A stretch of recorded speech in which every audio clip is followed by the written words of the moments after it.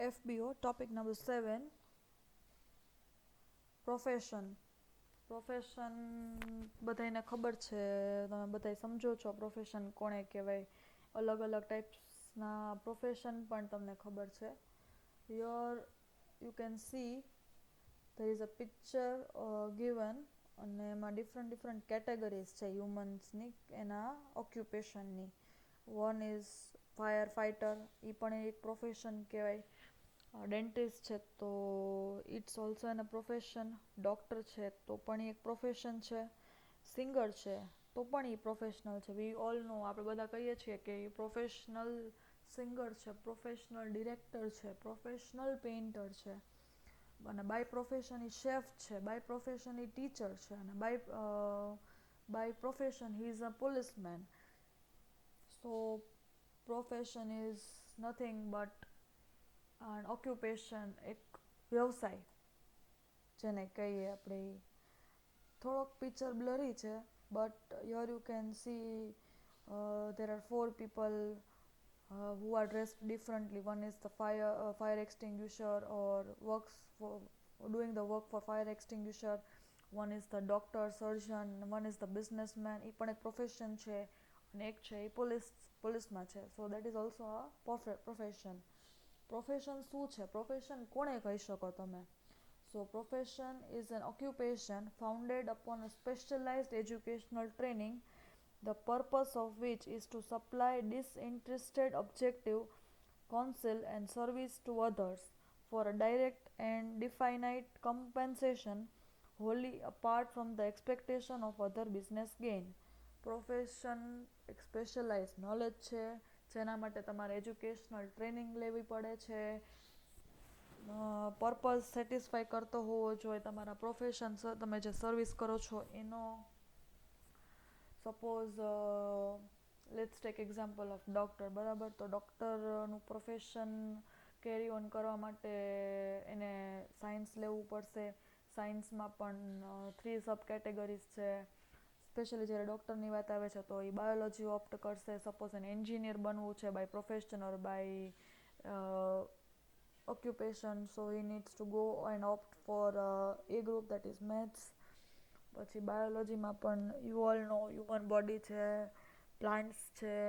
this is all comes into biology or these things.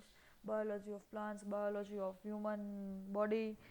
એમાં પણ પછી હ્યુમન બોડી કેટલું મોટું છે, from head to toe there are number of specialists we all know. Suppose brain છે, બ્રેઇનના specialist કોઈ હોય તો તમે એને ન્યુરોલોજીસ્ટ કહેશો. તો એ સ્પેશિયલાઇઝડ થયું, એને સ્પેશિયલાઇઝડ એજ્યુકેશન લીધું એના માટે, સ્પેશિયલાઇઝ ટ્રેનિંગ એને લીધી એના માટે. શેના માટે? ટુ કે સર્વ ટુ અધર્સ એન્ડ ગેટ કમ્પન્સેટેડ. એટલે જે એ ભણ્યો છે એમાંથી એને વળતર રિટર્ન મળે એના માટે એને પ્રોફેશન કહેવાય. Profession is a systematic body of knowledge. Here, official training for practicing the profession is must. This official training can be received by systematically undergoing the body of knowledge. This knowledge could be practiced and tested in real life situations. Therefore, we can say that it involves the rendering of personal services specialized in nature. Suppose આપણે કૂકને higher કરીએ છીએ તો એની પાસે કુકિંગનો specialise knowledge છે. So that becomes a profession, બરાબર? પછી we all go to સલોન્સ. તો સલોન્સમાં જઈએ તો હેર કટિંગ માટેના અલગ હોય, ફેશિયલ ટ્રીટમેન્ટ દેવા માટેના અલગ હોય, બિકોઝ એને એજ્યુકેશન ઓર ટ્રેનિંગ એને એ ફિલ્ડમાં જ લીધેલી છે. So that can be said as profession. But the use of such services are not meant for self-satisfaction, but it is used for the larger interest of the society. તમારા પોતાના individual interest માટે તમે profession carry on નથી કરતા, પણ તમે જ્યારે large interest of સોસાયટીને કવર કરો છો તો ત્યારે તમે એને પ્રોફેશન કહી શકો. This professional services are performed motivated by some economic reason. આજે તમે કોઈ પણ પ્રોફેશનલ પ્રેક્ટિસ કરતા હશો તો તમને એમાં ઇકોનોમિક રિટર્ન તમને મળતું હશે. The financial reward gained by such professionals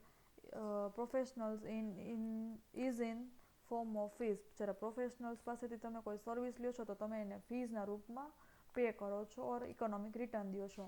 The efficiency of a professional can be judged on the basis of his education, knowledge, experience અને ટ્રેનિંગ. સપોઝ ટીચરની ફિલ્ડ છે, ફેકલ્ટીની ફિલ્ડ છે, તો એમાં એનું એજ્યુકેશન ઇમ્પોર્ટન્ટ હશે બહુ જ. એટલે એજ્યુકેશન આવ્યું, પછી નોલેજ કેટલું છે એ વ્યક્તિને, એના પછી એને એક્સપિરિયન્સ કેટલો છે, કે એને કેટલા વર્ષ માટે એ પ્રોફેશન પ્રેક્ટિસ કર્યું છે, અને એ પ્રોફેશનને કેરી ઓન કરવા માટે એને કઈ ટ્રેનિંગ લીધી છે, તાલીમ લીધી છે. Services of doctors, lawyers, chartered accountants, architects, etc. come under this category. પ્રોફેશનની વાત કરીએ તો some of the examples are lawyer છે, એ લોયરનું એજ્યુકેશન, લોનું એજ્યુકેશન લેશે, એના માટેનું એનું નોલેજ લેશે, એના માટેના લોઝ એને ખબર હોવા જરૂરી છે. ચાર્ટર્ડ અકાઉન્ટન્ટ પછી લોયર્સ છે, એને એક્સપિરિયન્સ હોવો જોઈએ એઝ અ લોયર સર્વ કરવાનો, કોર્ટ્સમાં એને કેસીસ લડ્યા હોવા જોઈએ, અને આ બધી વસ્તુ માટે એને ટ્રેનિંગ પણ લીધેલી હોય છે. Same goes with the chartered accountants and architects etcetera. આ બધી પ્રોફેશનની કેટેગરીમાં આવે છે. Going to see the characteristics and features of the profession. કઈ એવી કેરેક્ટરિસ્ટિક્સ એટલે કઈ એવા લક્ષણો છે કે જે પ્રોફેશનને ડિફાઇન કરી શકે છે. The first is the specialized body of knowledge. A body of knowledge is already there into existence, and in order to become a professional, one has to study that particular body of knowledge. A sound theoretical base is to be developed through such an effort. જ્યારે આપણે પ્રોફેશનલની વાત કરી ત્યારે આપણે વાત કરી કે એમાં પ્રોફેશનલ અને સ્પેશિયલાઇઝ નોલેજ આપણને જરૂરિયાત છે.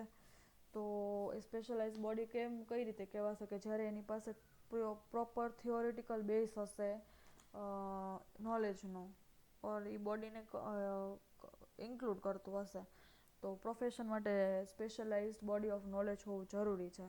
Second is the formal training. એને ટ્રેનિંગ લીધેલી પણ હોવી જરૂરી છે. આપણે લોયરના કેસમાં જોયું, ચાર્ટર્ડ અકાઉન્ટન્ટના કેસમાં જોયું કે એને એઝ એન સીએ સર્વ કરવું પડે, ઓડિટ્સ કરવી પડે.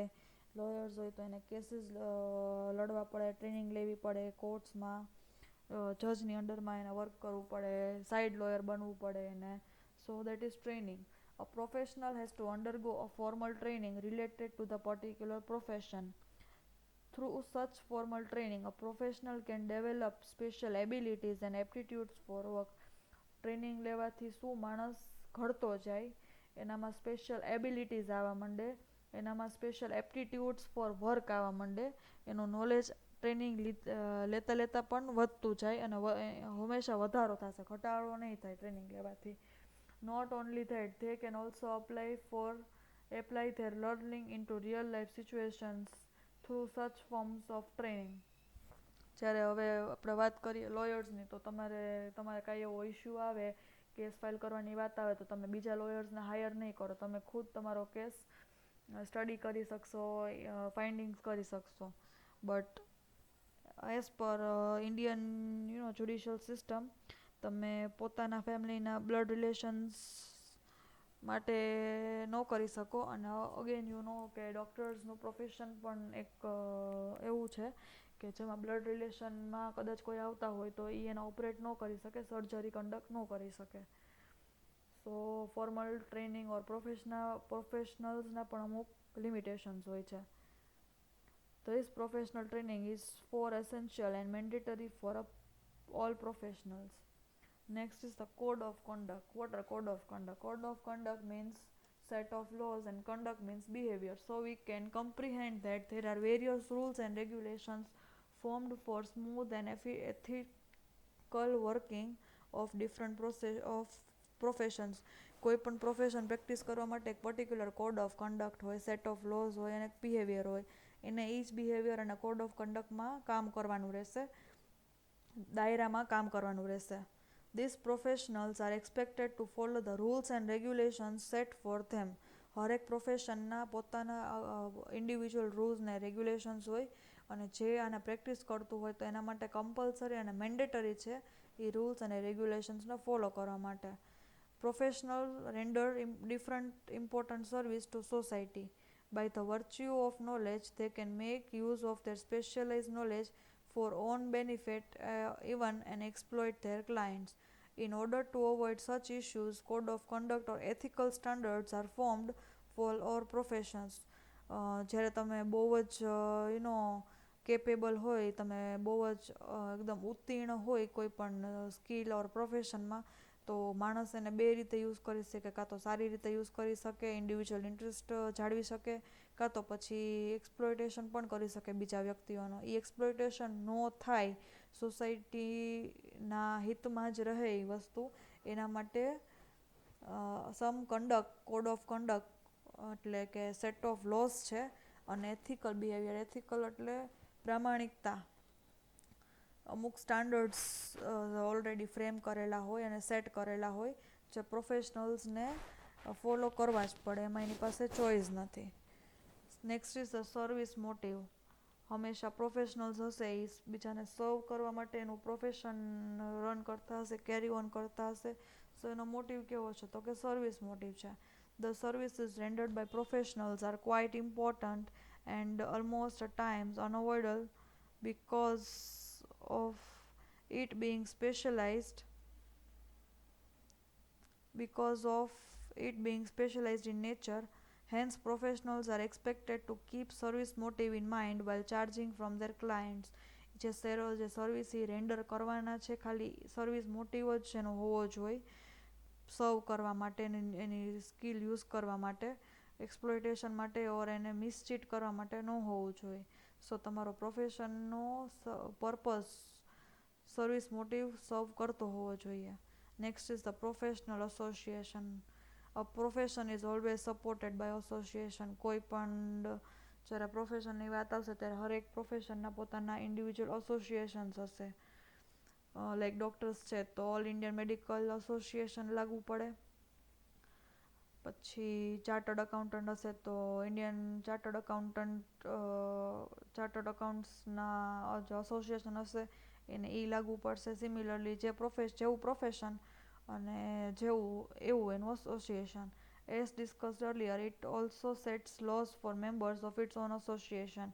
It regulates and develops the professional activity. Suppose ડૉક્ટર્સની હશે, ઓલ ઇન્ડિયન મેડિકલ એસોસિએશનની વાત કરીએ તો હંમેશા ડૉક્ટર્સના ડેવલપમેન્ટ માટે new skill, new equipments, new machineries, new method of expertise or expert opinions, હંમેશા એના ડેવલપમેન્ટ માટે આ બધી અમુક એક્ટિવિટીઝ એના એસોસિએશન કરતા રહેશે. It also sets a criteria for people intending to enter the profession. અમુક ક્રાઇટેરિયાઝ હોય, અમુક સ્ટાન્ડર્ડ્સ હોય પ્રોફેશનમાં એન્ટર કરવા માટેના, તો એ કોણ ફોર્મ કરશે? એસોસિએશન્સ ફોર્મ કરશે. The sole aim of forming the professional association is to regulate profession and constantly update itself with the latest research and trends. એસોસિએશનનું કામ શું હશે?